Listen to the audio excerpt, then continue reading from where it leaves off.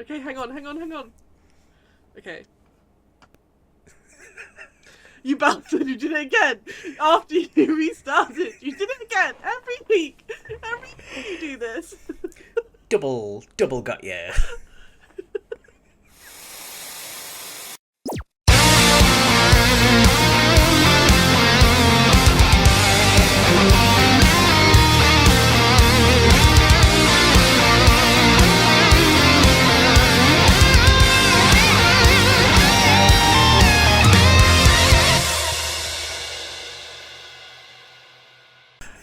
Hello! Welcome to Anime Club, the dirty old art classroom where every week we gather and talk about a film or 3 episodes of an anime that we like. This week we're doing a film, and I have with me my wonderful co-host Eddie. Oh. And Okay. my other wonderful co-host, Kris! Tekkonkinkreet. Hey, alright. Yeah, how are you? I'm good. Very grateful I watched this. Are you? Yeah, I am actually. Are you actually? I would never have chosen it from the cover. Yeah. Okay, well this is good. This is exactly the whole mission of, not that Anime Club really has a mission or like anything kind of meaningful, but when we set out, one of the things that we wanted to do was watch anime that we wouldn't normally watch. Join us. It's anime cult now. Or bow before the great god Totoro. Oh no, come on, have Poco Rosso as a god instead. Poco Rosso can be like, I think it's a house. I think it's a polytheic religion, as in it's got many gods. Isn't Polytheic a Pokemon? The blue one with the whale on his belly. Oh, Polygon? Polywhirl, I think. Polywhirl. No, but doesn't he... Anyway. Welcome to Anime Club! This week we're doing Tekkonkinkreet, which is a film, and we did it because I wanted to do some unusual animation styles. And this has a very, very unusual, particularly in the character model animation style. But what were your, like, first impressions? Like, you say that you're grateful you watched it, but, like, how are you feeling after having seen it? I learned to enjoy it, right? Because there is some weird face angles, weird choices in the character design. Like, yeah. I'm sure at some point they're like gurn and it's weird. But I kind of like it now.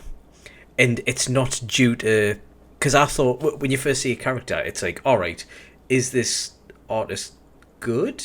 And then you see the backgrounds and stuff. Like, look at the one behind us now. It looks amazing. There's so much detail, so much colour. It's like a living thing in itself. And I'm like, no, this was done on purpose. And it is their style. And yeah, I'm here for it. That's the thing. It's like it's a choice. And it is... So when I first watched this, many years ago, back when I was a young girl... I remember watching it and being like, oh, this is going to take me some getting used to. Like, because it's actually, some of the facial expressions made me feel a bit uncomfortable. Because I was like, oh, it's not beautiful anime. But I do think you're right. I think it's a conscious choice to stylize. And in a way that's... It's not Escaflowne. But there are no boys with beautiful angel wings and long, luxurious hair. How will I know who I'm supposed to fall in love with? Oh, which child did you fall in love with? No, don't do that to me. I was myself a child. That's not okay. Don't make this weird. This is just like when I'm like, I love Sailor Moon, and then you were all like, oh, but it's just schoolgirls, and I'm like, yeah, but I was a schoolgirl when I watched it. It's different. I know that is the exact excuse I use when when I said that I watched Tenchi Muyo as a kid. But I was a boy. But I was just a boy. I didn't know what a harem was. I think at some point we're gonna have to do Tenchi Muyo. I think we're gonna have to, because I just feel like it. I'm scared I like it. Do you know what? I'm scared it's going to hit me straight in the nostalgia, because it's one that I used to watch with our Soph, who came on to do the Dandadan episode. Both of Yeah. us watched Tenchi Muyo as kids. Yeah, it will Maybe be. we get Soph back on to I do would a love Tenchi that. Muyo episode. Would you do Tenchi Muyo if I can try and persuade Soph to come back on? Of course I would. Yeah. Okay. Great. Weirdly, I was I'm uploading all some of the old videos from the Nerdy Up North. So I think at some point I'm going to be doing the Dandadan where Soph came on, because that was Yeah. I really did like that episode, and I can't wait to watch it again. Yeah. So I also loved that the takeaway from that was Soph is like me but posher. yeah, very posh. They are quite posh. Like, you Yeah. take the mick out of me for wanting, like, square crumpets from Waitrose, but come on.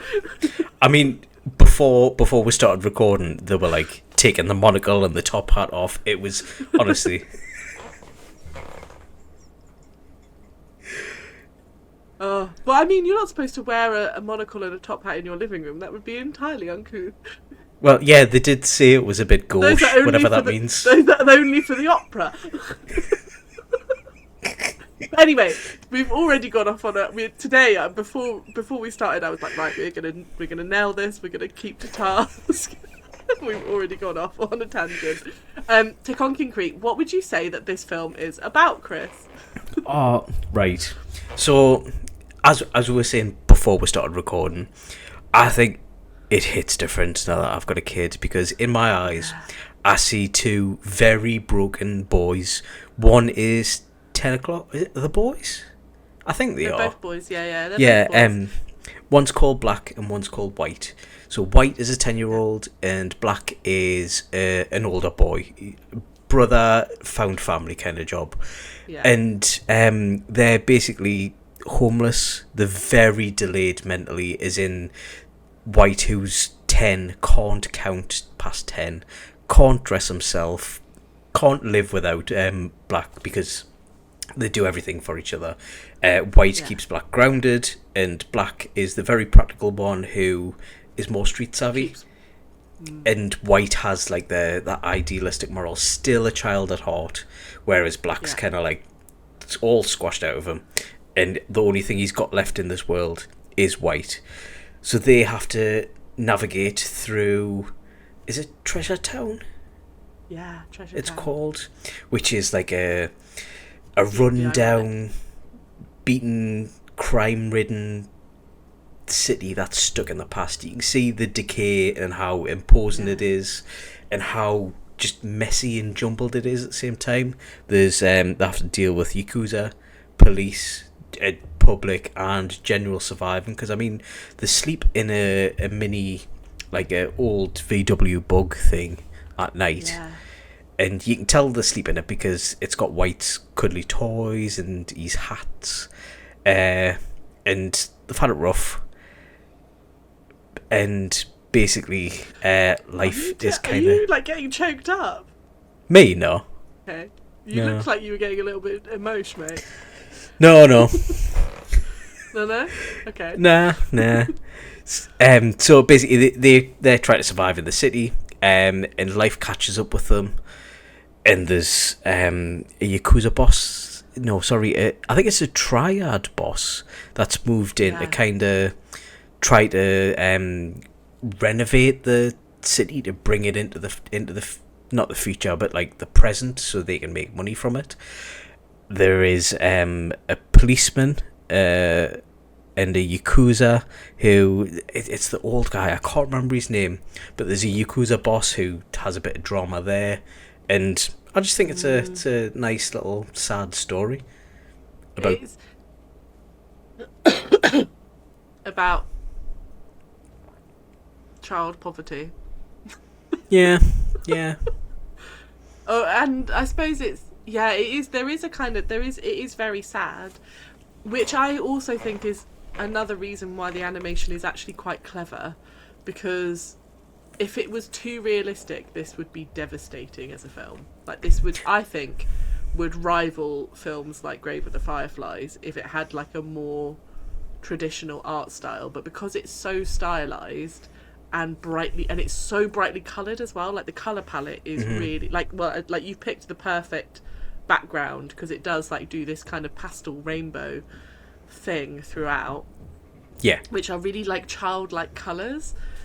That's so like the violence and the sadness of it are kind of weirdly counteracted, because I had forgotten how sad it was when I watched this film. I haven't watched it for probably like a decade was the last, like, so like over 10 years since I last saw this film. The only thing I could remember about it was how brightly coloured and the art style.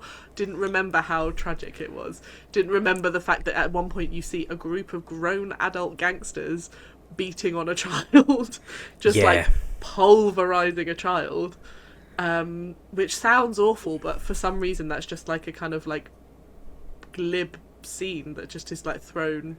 Like he makes it out, he smashes one of their faces in with a bottle, and then he like manages to escape. Yeah, it's like Tokyo Godfather.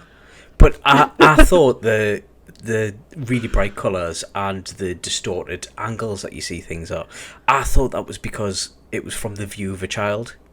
Like, it's from the perspective of a child. I haven't come up with this in my notes or anything, but that's what I thought when I was watching it. And then that's kind of awesome. I love that as an interpretation. But like, even when you look at the city, everything's so busy, so colourful and hectic. If you were a child, that's how you would see the city. Yeah, overwhelming. Yeah, and then even when you see parts like you see a group of I think it's a Yakuza that beat up the kid, isn't it? Yeah. No, sorry, it's the triad, the three assassins, kind of. But like, whenever they get hurt, it's always a really dark scene. Yeah. I mean, there's one point where the burst through a roof and light pours petrol or diesel or whatever on one of the assassins, and it's in a dark cellar thing. There's nothing else but them two. There's even at the end where they're at the fairground, which is a bright, lovely, colourful place. It like, you've always got that, it's dark and it's not as comfortable. Yeah. It does that contrast really well, doesn't it? Because I think like you do have those different scenes, and you also have moments where I actually think the child, from a child's perspective, is a good point, because I think you see it from black and I think you switch between black and white's perspective, because sometimes you go into like white's imagination land as well, and it really reminds me of in Cowboy Bebop, you know, when you go into like Radical Edwards hacking cyberspace, entirely, like, I feel like White and Radical Edward are kindred spirits in a way. Ed's not a boy, Ed is Ed. Yeah. Which is one of my favourite lines of all time. And I think you get those kind of like really bright coloured, like it's almost like a child's drawing. Yeah. Like, it all changes into this real Technicolor thing, and then you go back and they're like just sitting in the bathhouse with the old man, who's like one of the few adults who's kind to them. Talking about like how they need each other. Yeah, I mean, even the old man that you do see that kind of becomes their grandfather figure, because he asks them for like almost fatherly advice, but like, because he's a kid, he won't take it, but he's like asking for his opinion. I think he's nice to them. Same with the police officers as well. Same with the Yakuza, because they treat like little kids by everyone in the city until the triads, but that's later on. But it's kind of like, I thought it's because they could see themselves in it. Like the old man, he said he was an army vet, and he's got no one, and the city kind of snubbed him, just like these two kids. The Yakuza, obviously, they didn't have very good upbringings, and they've turned to that lifestyle. And then there's the local gangs. I can't remember what they're called, but they were dressed in white with the face patterns on and everything. It was like Rocco or something. And they reminded me a bit of like Akira. They gave me Akira energy. Yeah, the bikers. They also, for sure. It felt very inspired by. Yeah. I mean, Which makes me wonder what Hell's Angels look like in Japan. Like the Tokyo chapter of Hell's Angels. Oh, are they right. If you, because I've stumbled across this a few times. Do you know when you have the like the is this a cultural difference? Yes. thing?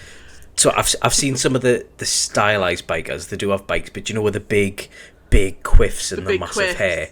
But if you see give me a pompadour. We have to watch Space Dandy at some point. Oh, we need this to. is the second week it's come up. We've had a couple of comments on the shorts as well when you were talking about it, saying, "Oh yes, I love this." But when you watch it, but if you want to look at amazing style, there was 70s and 80s female Japanese biker gangs, and they look fucking amazing. You've shown me pictures of those before when we were having. I think we were having like a little. I think this was actually when we were doing the Naruto episode. We paused in the planning to listen to some like nostalgic Japanese music, and then we started looking at nostalgic Japanese pictures. I think so, yeah. These bikers, because they were iconic. Yeah. We should put some pictures up here. This is a reminder to you for later.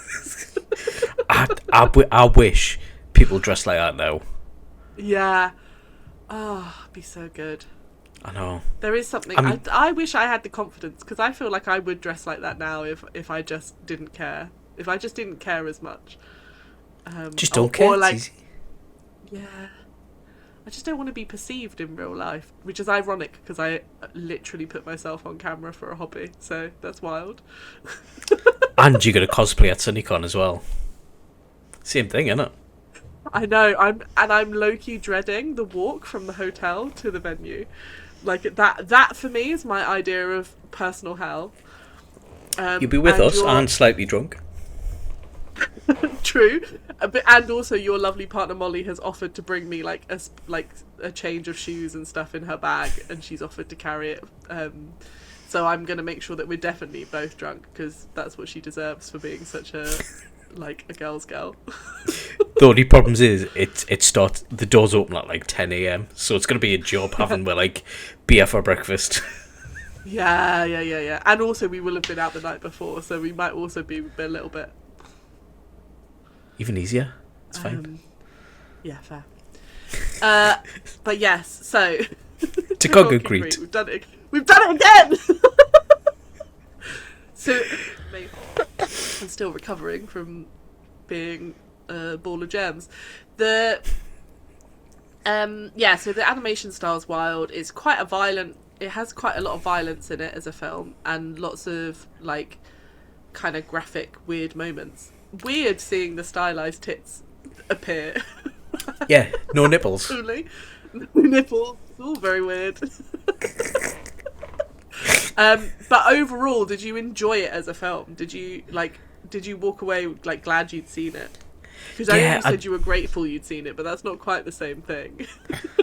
No, genuinely, I did like it, and it was like a surprise liking as well. Because when I was watching it, I even liked it towards the end, where it got a bit weird. Yeah. Do you know when the Minotaur came out, which was like a manifestation of Black's anger? Yeah. I even like that part. I thought it was a really good film. Yeah. Nice. Not to watch with your son though. Not until Nah. he's a fair bit older. Yeah. One of my favourite bits is the bit where they're in the bathhouse and they're talking to and it's that bit with the granddad, and he's scrubbing his back, and afterwards he's goes into this imaginary world and then comes back out of it, and they're just doing their survival street kid stuff. And you realise that White is repeating all the information that he knows about the world. So he's then there's winter, then there's spring, and winter smells like this, and the best time of day is this, but I like it when the rain can't, the smell of the rain. And there's a moment of for me that is the most heartbreaking bit of the film, because you realise here's a kid who has had zero education, sees the world in a kind of surprisingly pure way for considering the life that he's led. Just trying to like repeat all the information he knows in that way that is like a very childlike repetition. This is something I learnt today way, and it feels very childlike and honest. Yeah, it's a good film. I enjoy it, but there are bits of it that break your heart. I think it's one of them things where the more you think about it, the more it breaks your heart. Like, because on the surface, you could just be like, oh, it's like Aristocats, two cool kids surviving on the streets, and at the end, the go off into the sunset, adopted or whatever. But but then you start thinking about, right, okay, so why are black and white on the streets? White is a 10-year-old who can't count. How long have they been together, and how long has black had to look after white? Do the have the had parents before? Were they just dumped on the street? And then you're like, oh, how do they survive day to day? Because in the winter, it can't be easy. And then you go in, it's just like they're faced with all this violence where none of them react as well. So it's just like they'll throw bottles at people's faces. One of them, like, obviously, Black's got a big scar down his face as well. How did he get that? Obviously, it was from when he was younger. So, like, who's going around doing this to children in the streets? Same with the triads, the assassins. Yeah. They were sent to kill kids. And it's just like, the more, like, in the film, if you just surface level watching it, you're just, oh, the assassins bad guys, you've got to get them. But then you're like, these are 10-year-old kids fighting grown men with a sword. Yeah, and all they've got is whatever is to hand. Yeah. It feels unfair. It's a film that makes you feel like life is unfair, which it is, to be, frank. But also beautiful. And I think there is something...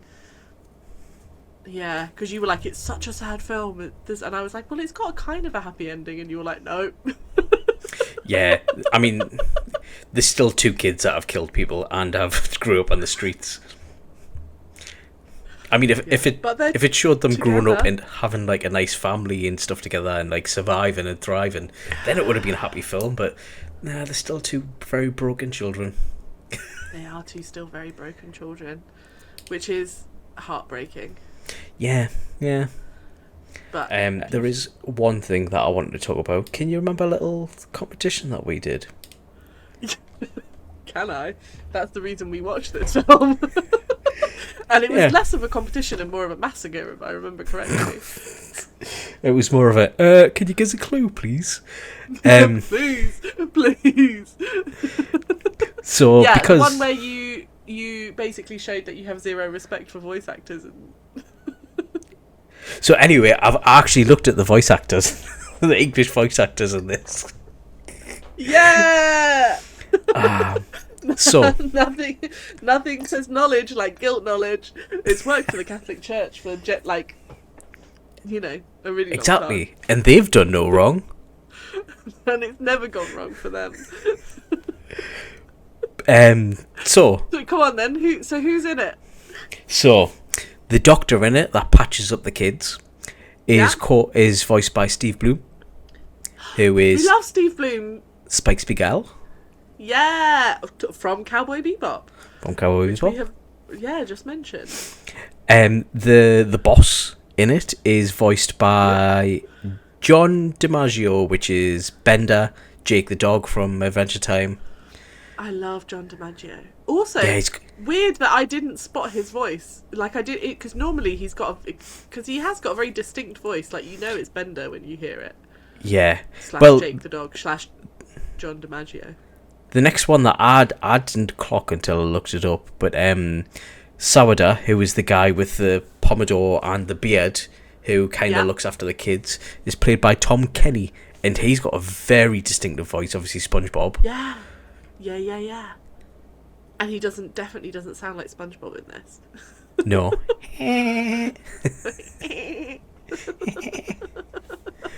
That was actually quite good, Kris. Thanks. You watched a lot of SpongeBob in your time. So much SpongeBob. So it's Finley as well has been playing the SpongeBob game in the Xbox as well. So Oh, cute. That's fun. yeah, and he's not very good, so I've got to do it, and he's got to watch. Yeah. Because he told to, us to, not because I'm taking it off him. Olive, you're not going to do it fast enough. It's right there. Jump, Finley, jump. You are the worst jellyfish I've ever seen.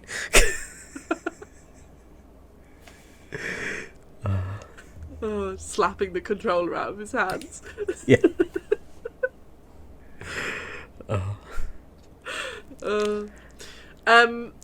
That's impressive, and I love that you looked up the voice actors. And I had to. I bet it's. Was it actually because you felt bad about doing so badly in that game? No, I was looking up. I was looking up something about this film, and IMDb popped up, and it was just like I originally saw Tom Kenny. I was like, "Where's this?" What? I can't remember this happening. Yeah. And then I had to watch little bits twice, and I'm like a lot of could it weird be? stuff happens, but was SpongeBob there? yeah. Maybe. Who knows? But yeah, he's a good film. Like I'm glad we watched it. I also think the other thing about this film is a lot of anime. You can look at them and you say, "Oh yeah, that's produced by like." So I feel like manga studios. It all looks very similar. Studio Ghibli, it all looks very similar. I have never seen another film that looks like Tekkonkinkreet. Right. So this was actually directed by a non-Japanese person. Interesting. Yes, Oh. I can't remember his name. I got it written down somewhere. If you just want to talk while I just quickly look this up. Yeah. So, and I think that kind of marks it as something, because that's one of the reasons I picked this. Because last week we did Mononoke, which has also got a very unusual art style, and this week we did Tekkonkinkreet. We haven't actually decided what we're going to do next week. So I was going to ask, what do you fancy? Sorry, I found it. It's Michael Arias, who is a American guy that lives in Japan. Nice. Yeah, which I was surprised at. Michael Arias and Arias, Arias, and Hiroki Ando, who I think may be cool. Japanese. Do you reckon? Yeah. What, with a German name like Hiroki Ando? That seems unlikely. Sorry, don't say race. Man, you're part of the problem.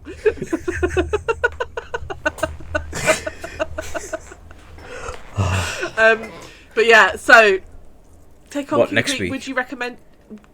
Yeah, would you recommend Tekkonkinkreet, and what would you like to do next week? Because I feel like because I beat you in the game, which was, let's be fair, stacked against you because I made up the game.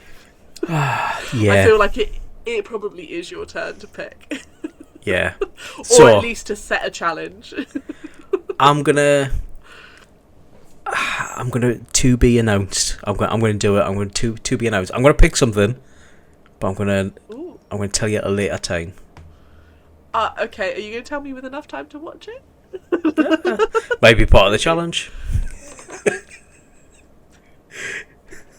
Fair enough. And would you recommend Tekkonkinkreet to friends? Yes. And do you know what it is? I'd never heard of it before this. Did you not? Nah. No. Never. So I've got a very good friend who lives in Australia. Shout out Karen Nolan. You're an absolute babe and a stunner. And this is one of her favourite anime films. And ever since I found out that this was one of her favourite anime films, it makes me think of her.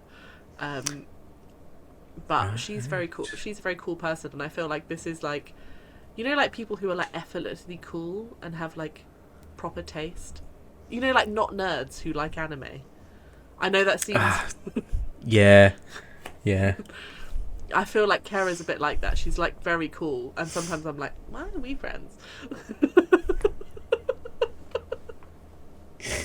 But I feel like this is like one of those like films that could easily, people who aren't into anime might end up like sleeper hitting seeing this if they're a bit of a film buff. But I think because of its weird style, it might actually fall off a lot of like weeby lists. Yeah, I get that. So I yeah. get that. So I'm glad you gave it a go with me. It was fun. Yeah, I mean, to be fair, I wouldn't mind watching this again at some point as well. Yeah, I think it Double does. watch it. There's a lot packed into it, so I think there are probably bits that you miss. Not even that. I just enjoyed watching it. Ah, Like, yeah. that's the highest recommendation out there. Yeah. So Cute. I do recommend it. So next week, to be announced. I will continue probably to be uploading some more best episodes of from the Nerd Up North channel, because I'm quite enjoying doing that, because I'm playing about with stuff, changing with thumbnails and stuff like that. Making more shorts. We've got the Facebook, which is Anime Club, and then the Instagram, which is Anime Club. Yeah. Yeah. And the TikTok. The TikTok, which is Anime Club. it's like It is. I'm very surprised those names weren't taken, but yeah. Some of them we've had to go with Anime Club UK, so we'll put all the links in the description below so that you don't have to go hunting for them. But also just hit subscribe. We're like, if you have followed us over from Nerdy Up North, you'll get to enjoy some of our best episodes and some short content. Because let's be honest, we all doom scroll, and sometimes that's the best way to consume a podcast is just in 10-second snippets. Yeah. That's how I consume the majority of my media now. Oh, sorry, can you not tell me about this complex world issue in 10 seconds? I'm not interested. And I am the problem. So, hit subscribe, hit the little bell so that you get notified when we upload a new episode. Next week we'll come at you with a surprise episode that'll be as much surprise to you as it is to me. And keep an eye on the socials, because we'll probably announce it there if we're going to announce it beforehand. So yeah, keep an ear out. Thanks very much for coming, guys. Cheers. Love you. Bye. Bye.